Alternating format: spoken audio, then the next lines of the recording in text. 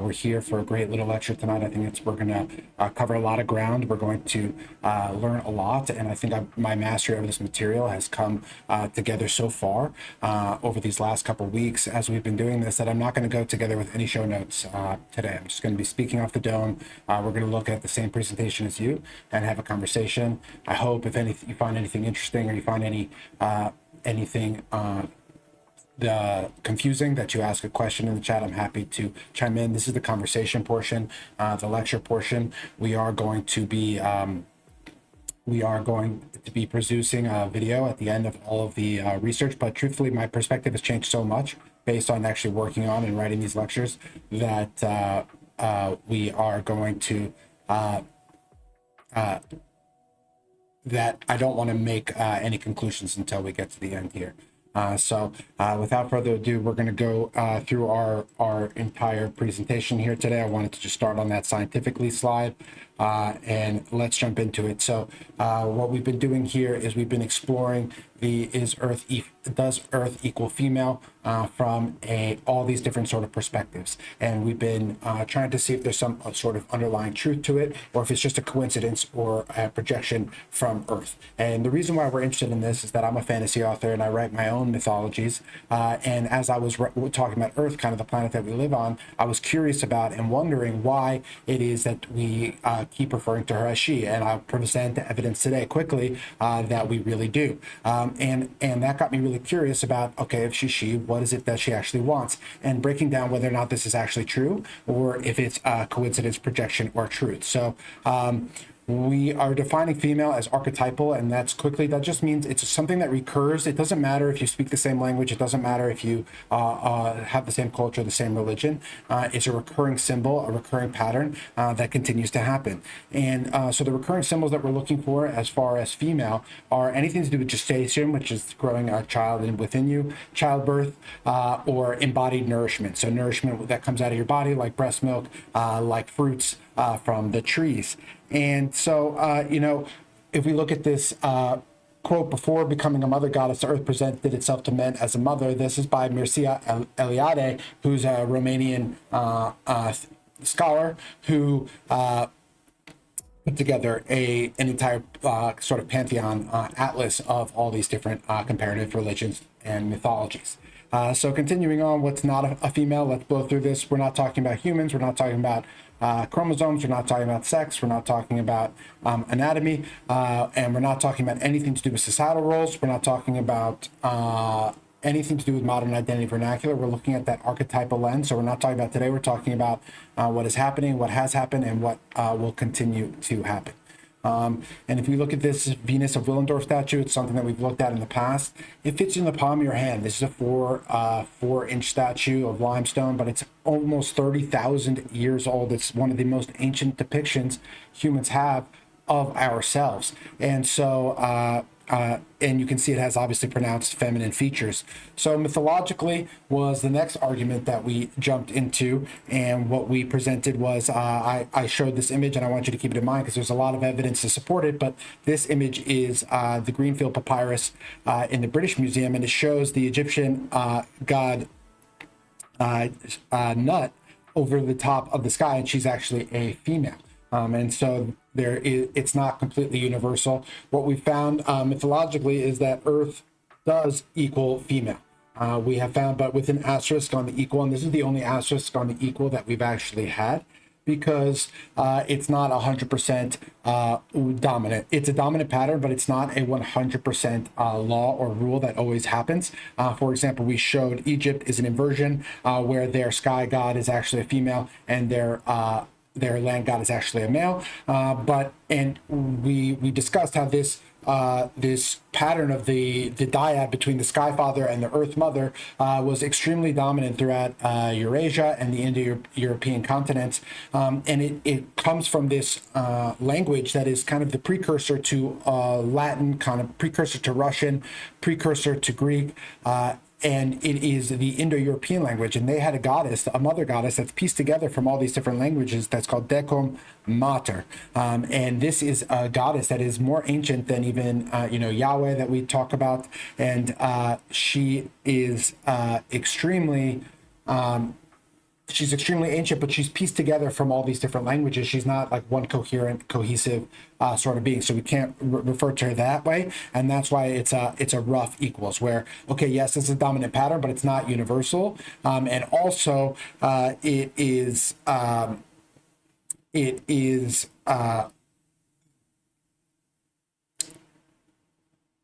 it's dominant, but it's not universal. It's also but the Egyptians inversion, so the inversion that we brought up before, we spoke about how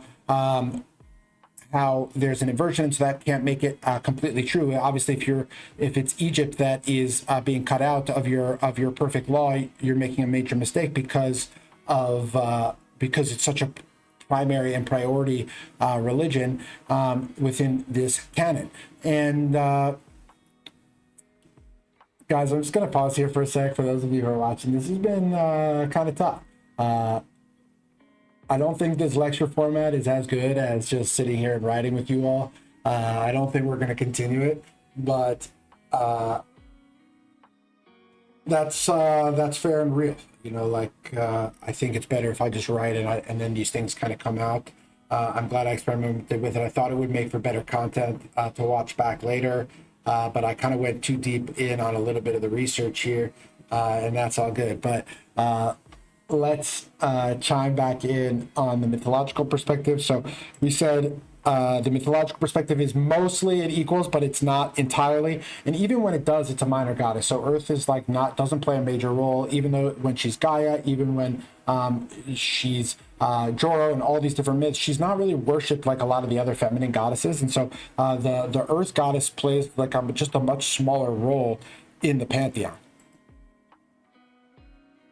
Earth equals female linguistically. So this one is one of the most powerful and compelling of all of them. And that's because there's a lot more evidence for this. And I want to show you some pictures first where we talk about how we gender nouns, right? So we have the famous Declare painting from the Louvre that is La Liberté. We also have Lady Liberty, right? Our Lady Liberty from New York. And so you can see how these the way that we speak about these different nouns, ideas can often be how we personify them. And that's actually what the study goes at the bottom. I can jump ahead, is showing that in these cases, in 765 cases where European artists and sculptors were asked to paint something that was gendered in their language, they painted it with that gender. So it changes how we actually depict and how we actually think about all of these different concepts, and actually informs that. And the data shows that in 26 of 32 gendered languages, where you actually do assign a gender to a noun, one way or the other, that the Earth was feminized in 26, which is an overwhelming majority. And what's even more compelling about the language, the language proof, is that it goes even beyond the languages wherein you gender nouns. So for example, in Chinese, in the Sino-Tibetan language family, they don't gender their nouns and they still feminize the Earth. And I think that is a really strong conclusion for the fact that the linguistically Earth does equal female, I'm saying here, more than it does in not. Remember, if you go back to how we describe it, in that sense. And but the one thing that we have to clarify is that even though the data is overwhelmingly supports Earth being more feminine than it is not, we have to reconcile the fact that a lot of studies have tried to prove that how we actually say the gender of a noun actually influences how we perceive that thing in our day-to-day lives. And all of those studies, I just need to be clear for the sake of scientific and thought integrity, that it has been proven that the gender of a noun doesn't impact that much how we think about it, and it has been proven to be arbitrary in a lot of ways. At the same time, so even though it's been disproven, for example, son in German versus Spanish is one is masculine, one is feminine. In this case, they are all. In this case, feminine is so overwhelming in its majority that it breaks all the patterns and gets that version. Okay, so then philosophically we said. Earth equals female unanimously. And this was something that was quite interesting to find, that just across the board, across all the Greeks, across the Hindus, across the Jungians, etc., the entire pantheon, of philosophers, modern and ancient, really seem to feel that Earth was feminine. They also seem to feel that the feminine was material, was matter, and that the masculine was the forming and shaping of that matter. We also brought up this feminist theory about how this framing of women as nature and man as culture, it actually precludes female from culture in a lot of ways, and could be quite dangerous if we think that women are just nature and they're not culture at all. But at the same time, we can say that this other great theorist, Carolyn Merchant, brings up this idea that if we feminize Earth, we'll realize that it actually protects her. Her femininity is actually a lens of protection. Why? Because one does not readily slay a mother, dig into her entrails for gold, right? So if you look at her as something feminine, something beautiful, something precious, something worth saving, then it could be that you would treat her with more respect than we do. Okay, now let's get into the scientific perspective. I maybe should have just not done the whole recap and just kept it to the scientific perspective for today, but here we are. For those of you who came to find the scientific perspective, this is what we came for today.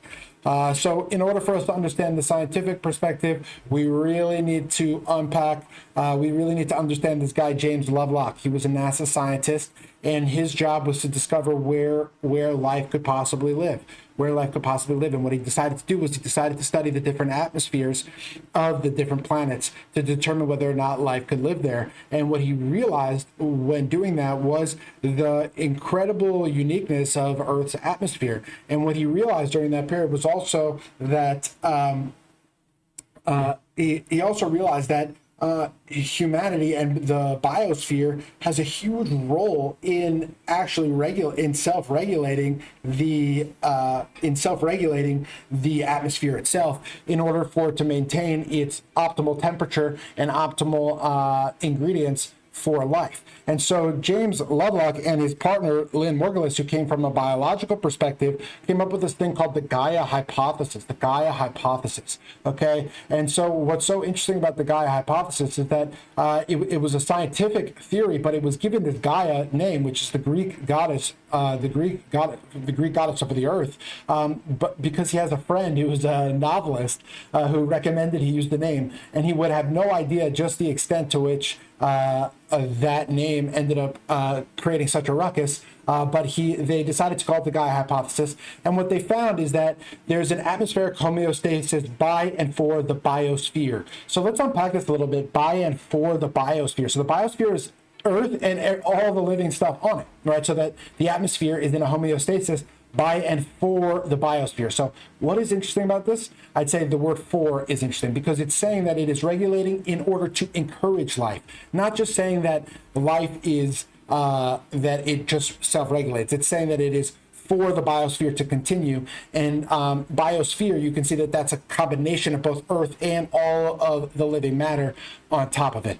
Okay, and what's so unique about this is that different gases that should cancel each other out in our atmosphere don't. And the primary example is oxygen and methane, right? So oxygen should oxidize all of the methane in the atmosphere, leaving methane entirely out of the atmosphere, and completely screwing up our CO2 balance as well as our greenhouse gases. And yet, because what is oxidizing? Let me try to explain that a little bit better. What is oxidizing? Oxygen has this property where it really likes to suck up. It likes to suck up everybody's electrons, and so it's in its natural state. It's going to start oxidizing everything. That's what that means: is sucking up everybody's electrons. And so in the atmosphere, oxygen should be sucking up all the methane's electrons, and yet because of the decomposition process of biological beings, microbes and like swamps and bogs especially, that are releasing this sort of methane, it's keeping it at a neutral balance homeostasis level that keeps our temperature at a reasonable level, keeps our air breathable. And so it's this crucial homeostasis that is managed between the atmosphere and the biosphere, the outer layer of the atmosphere and those who actually live on it. And that is what what they were trying to say. And I think another scientific perspective and we're about to take the against argument, keep that in mind, we're taking both sides, that this is the only world known to harbor life, right? And so men can't harbor life, and women can. And so if we are saying that she is the only planet to harbor life, that would be an indication of some sort of femininity. Now, I'll come back to Daisy World, actually. Let's go to the anti-argument. So the anti-argument is that there's no sex, there's no birth, and there's no organism. Just asking this sort of question is asking, is the number 3 hot, right? It is if you're trying to use scientific and precise language, then you need to use precise language, and using female for a planet is entirely useless and entirely futile. And they also explain that regulation emerges without having any sort of purpose. And ultimately what happens is, okay, I did not the best job of explaining the story, but I will do it better in the VOD, and I will do it better right now. So what happens is that they come out with this hypothesis, and it's got all this great science about the atmosphere being in homeostasis, but the issue is that everybody ends up freaking out and starting these churches and religions and cults devoted to Gaia, like the Mother Earth spirit, once science had proved it. And so the founders actually had to come out and disprove it themselves, and had to say, let me get one of their quotes here. Gaia itself is not an organism, it is an emergent property. They had to say that themselves. Gaia itself is not an organism, it is an emergent property, right? And so even though everybody took their hypothesis and created this whole cult following and religion around it, that ended up encouraging them to come out and say, okay, we actually don't think it's a singular organism, and they deleted the intent from there. But what they did say, do I think we can all understand this? I think we can understand the Daisy World hypothesis, and I think this one's quite interesting. So essentially, once all the scientists came out and started to disprove this idea that Earth was regulating itself in order to harbor life, this guy James Lovelock, he came out with a very interesting theory called the Daisy World theory. He came up with this imaginary world called Daisy World, and imagine it's just a toy world, and it has 2 different types of daisies, one black daisy and one white daisy. And the black daisies cool the Earth, and the white daisies heat up the Earth, okay? And if you look at this graph, wow, that's really small, but can I zoom in? Cannot, okay.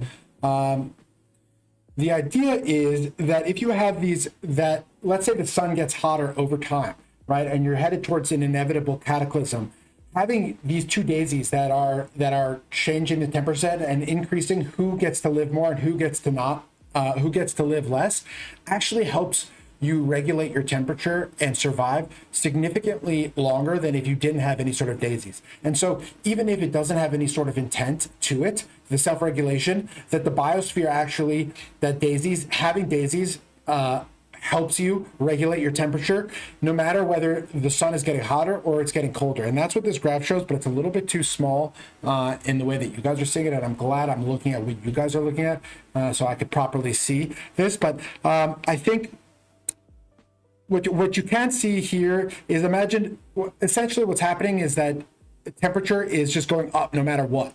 And you can see that the daisies are changing how many there are to regulate the temperature. And this red line is if you had no daisies, and it just goes up automatically. But the daisies, this simulation that's run, the daisies actually, based on how many daisies grow, etc., despite the inevitable, the super increase in heat over time, the daisies help regulate the temperature.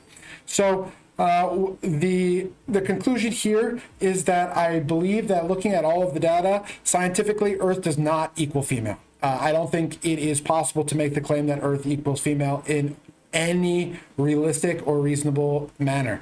I think that this decision was already made for us. In 2001, after all this stir of the Gaia hypothesis, these 4 different scientific agencies from around the world met in Amsterdam, and the leaders of their of each of their respective agencies that was looking at the way that the world was changing. So they had one for technology, they had one for biological sciences, they had one for like chemical sciences, and they had one for like economic and human, like psychological and ecological sciences. And every single one of them came together. Well, their leaders, there was over 1,000 of them, but their leaders were the ends up voting on it in Amsterdam in 2001. And what did they say? The Earth system behaves as a single self-regulating system comprised of physical, chemical, biological, and human components. So they're recognizing that everything is interwoven. They're recognizing that everything is unique. They're recognizing the influence that the biosphere, that the living things have on the actual thing.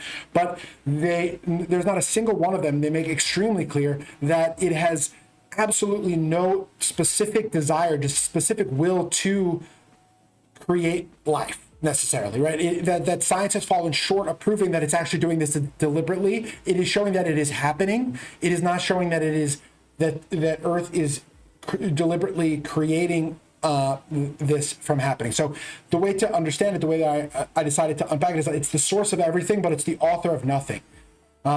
It's not writing anything, but from out of it, all the words are coming. And so I think that when we look at the scientific perspective, we have to reconcile that there were other people who have already looked at this beforehand, that the scientists have done a great job unpacking this from a scientific perspective. What's true, what's not true. Okay, yes, it self-regulates, but is it a being? No, not really. I really think that when you're using female in the sense of science, you really are in that organism realm, and you are going to definitely need to start bringing in some some concept of sex anatomy, and the Earth has proven to have absolutely none of that. And so this is the first section that we've had where we have actually had a not equals be the final result. When we had mythologically, we had equals but with a caveat. We had linguistically equals pretty solidly. We had philosophically equals unanimously. And then now scientifically we have not equals. So the constellation is getting more complex. The constellation is getting more complex. And we are going to wrap up with theologically, which I think is going to be the most complex of all of them on Sunday with the final episode of this series. And I do think this is I'm not going to be doing any more series like this where I just sit here and talk to you. I think it's all going to be sit down and write with me, cozy, giving updates on my writing. These are really fun to do. They are really great prep for my research, and it's really good for me to learn the master of the material in order to be able to articulate it. And yet, it doesn't serve my writing. I don't